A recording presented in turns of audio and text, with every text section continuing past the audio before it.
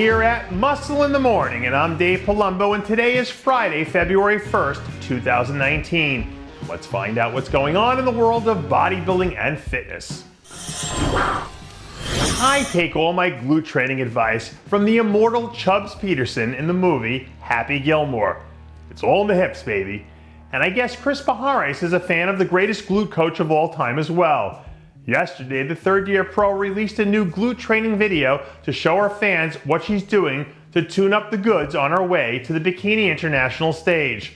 All in all, the 2018 season ended up being a coming-out party for the first-year Olympian, who managed to pick up 5 top 5 finishes before it was all said and done. But starting things off with a solid top 6 effort at the International would really go a long way towards sending everyone the message that this is going to be her year to shine. Well, I guess you can try to take the champ out of the gym, but you can't take the gym out of the champ. Isn't that right, Jeremy Buendia? Earlier this week, we saw the 4-time men's physique Olympia champ putting in some sweat equity in the form of a heavy-duty chest workout. I know it's only been a few months, but I'm glad to see that Jeremy's still out there, getting after it, training like a man with a purpose.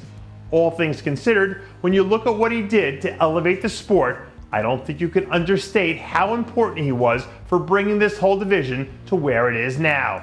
And regardless of whatever's up next on the docket for him, if he throws himself into it the way he did with bodybuilding, I can promise you that he'll be a success at whatever he sets his mind to.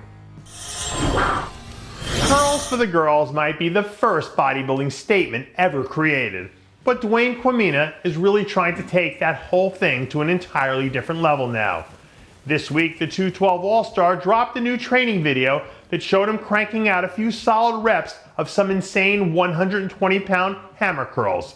Say whatever you want about the way he handles his business off the stage, but even his haters would have to admit that this guy knows how to get things done when he's in the gym.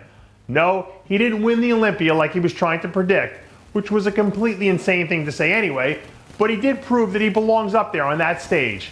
And I'm sure I won't be the only one watching this year to see if he can take the next step in his career as we head into year 3 of the King Q experience. Have you guys ever played that game, 6 Degrees of Kevin Bacon?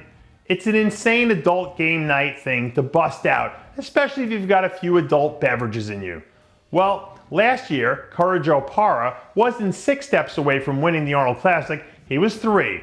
And I'm no math major, but with one of those 3 out of the equation now, and at least one other point factored in there for new improvements, somewhere in the Kevin Bacon universe, that should make him a #1 contender for the title. This kid was one of the major surprises of the Classic Physique season last year, and it all started right there in Columbus, Ohio. So now that I can't help but wonder if we're 3 weeks and 2 degrees of separation away from seeing this kid turn into one of the biggest stars in the sport almost overnight. Numbers don't lie, and here's the number of the day, 290, as in Cedric McMillan is 290 pounds. And no, I didn't misspeak. Your eyes are not deceiving you.